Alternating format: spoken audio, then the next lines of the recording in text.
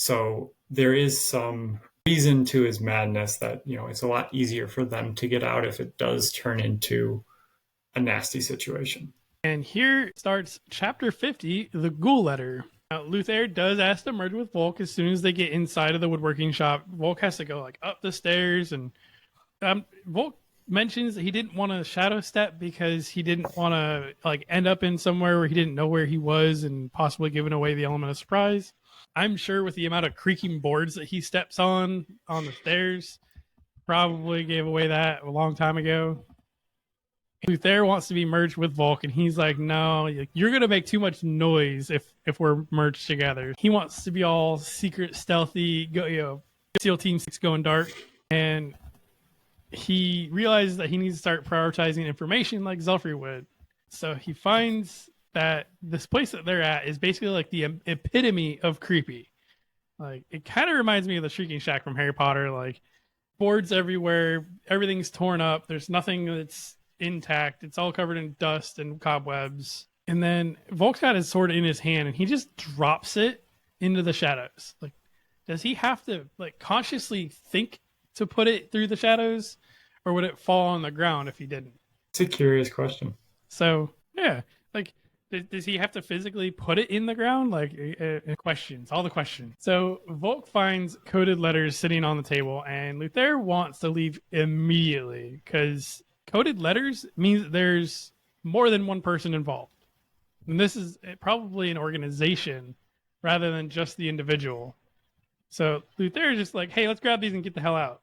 So as Volk is gathering these letters, the Ghoul arcanist happens to just stumble in and not notice Volk and Luther and Nicholin in there.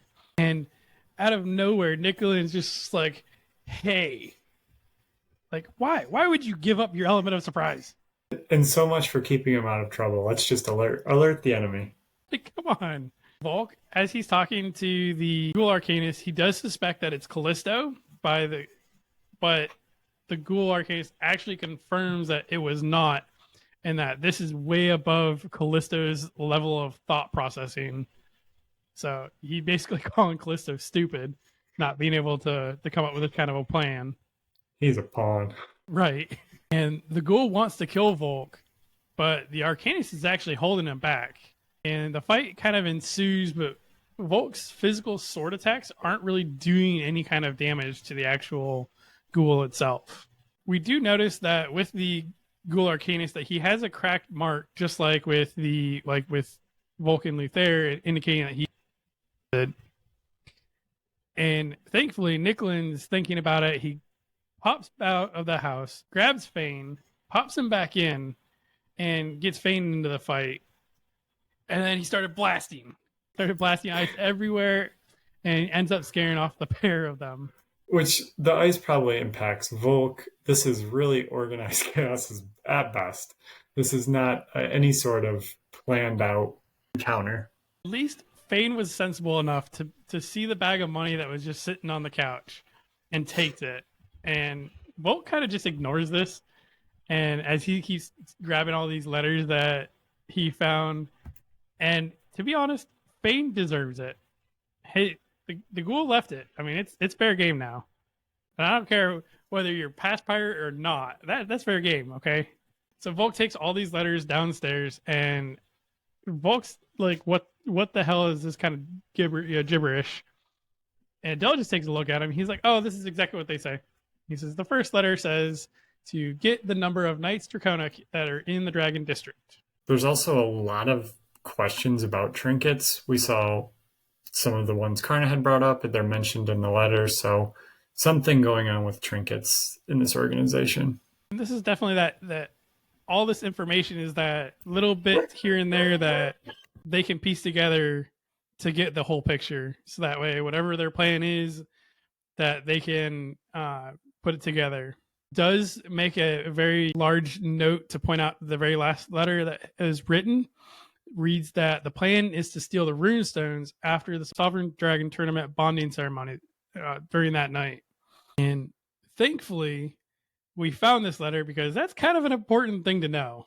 And this is where chapter 50 ends, and we'll jump into our bestiary, where we have the Storeworm and the Ghoul. And we do want to thank everybody for listening today.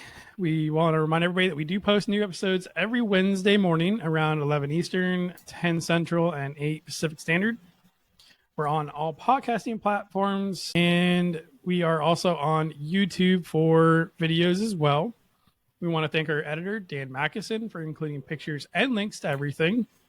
And if you want to reach out to us, we are on Gmail at frithguildpod@gmail.com or on Facebook or other social medias at Frith Guild Podcast.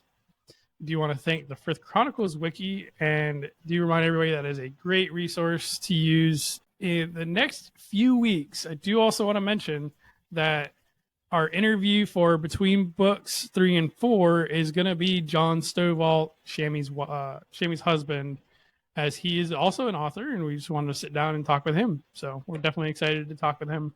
Scott, did you have anything else you'd like to add today? Like, share, subscribe. Feel the love. Thank you. All right, we'll talk to you everybody next week.